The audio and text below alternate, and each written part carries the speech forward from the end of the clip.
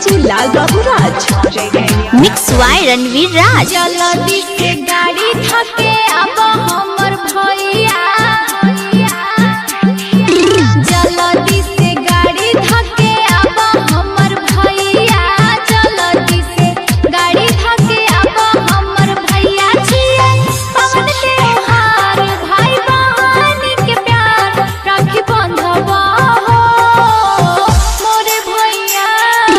कैसे के गाड़ी धके अइयो हमर बहिना, कैसे के गाड़ी धके अइयो हमर बहिना, लागी गेलो लॉकडाउन बंद भेलो सगरे टाउन की बताइयो होगे यारी बहिना।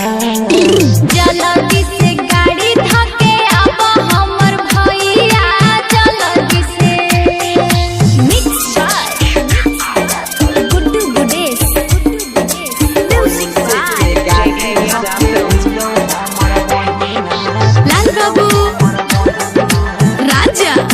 जल्दी से गाड़ी धके अब हमर भैया, जल्दी से छोटा ही में भैया छोरी के गेला हो कमबल परदेस हो, जब तक नई भोत मनवा में रहतई लागल हमरो कलेस हो।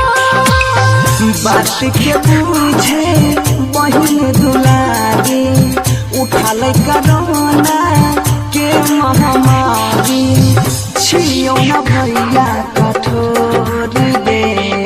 जल्दी से गाड़ी धके अब हमर भैया, जल्दी से गाड़ी धके अब हमर भैया छिए पवन त्योहार भाई बहन के प्यार राखी बंधवा हो मोर भैया। कैसे के गाड़ी धके अइयो हमर बहिना, कैसे के Presented by Shruti Films Mathi। Music by Lal Babu राजा।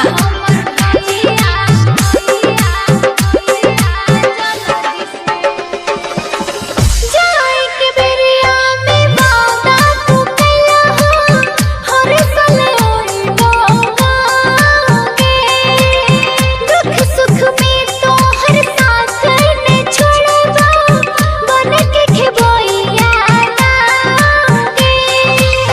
दुख के लाचारी देखी के समैया, बाबू बीमारी कमजोर मैया, बहै छै अखिया से